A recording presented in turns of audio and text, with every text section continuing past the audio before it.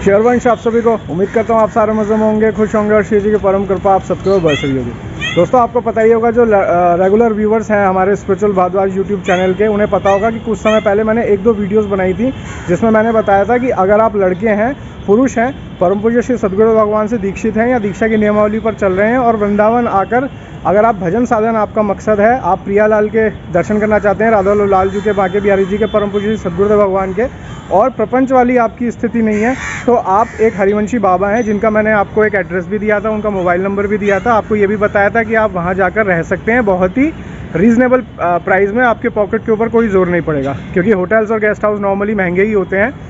तो मैंने आपको याद होगा उसके अंदर एक बाबा का परिचय आपको दिया था और बहुत सारे लड़के और भाई हमारे वहाँ गए थे और सबका जो है रिस्पांस बहुत ही शानदार था। अब इसी बात को लेकर एक छोटा सा अपडेट है, बेसिकली 2 अपडेट हैं इस वीडियो के अंदर, छोटी सी वीडियो आप एंटर देख लीजिएगा।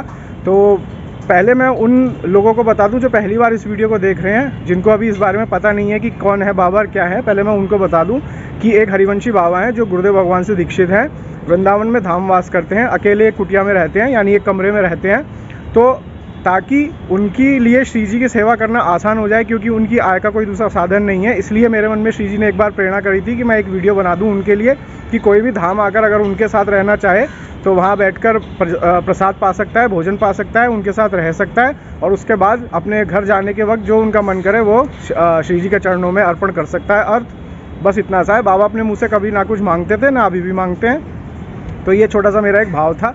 तो बहुत सारे साधक अब ये पूछेंगे कि ये कमरा बाबा का कहाँ पर है, तो राधा केली कुंज से जब आप बड़े महाराज जी के आश्रम राधा वाटिका की तरफ जाएंगे तो वहाँ से करीब 400 मीटर आगे बाबा की कुटिया है, बाबा का कमरा है, आप वहाँ उनके साथ रह सकते हैं, भजन साधन कर सकते हैं, आपको बहुत सारा फ़ायदा होगा, बहुत सारे आपके अंदर डाउट्स हो सकते हैं जो बाबा से पूछकर आपके निवारण भी हो जाएंगे।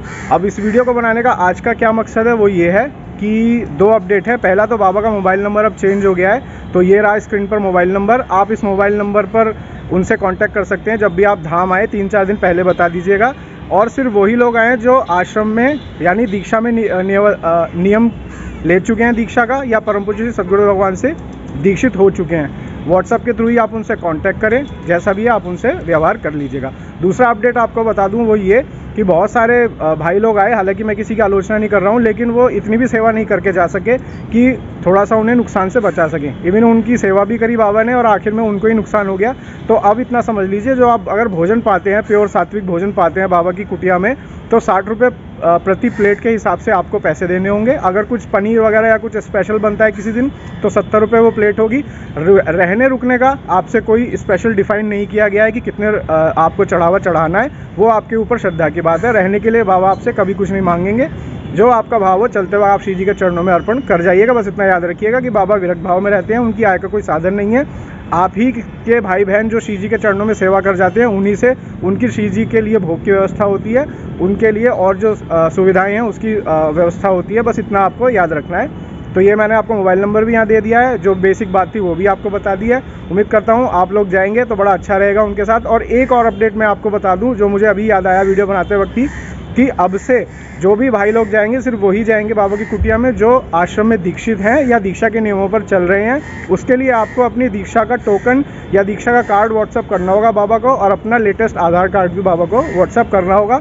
बहुत सारे लोग झूठ बोलकर भी आ गए थे, उसके बारे में खैर डिस्कस करना है वीडियो में ठीक नहीं रहेगा, तो इसलिए बस ये 3 चीज़ें आप याद रखें। इसी अपडेशन के लिए मैंने ये वीडियो आज की बनाई थी। उम्मीद करता हूँ वीडियो आपके काम जरूर आएगी।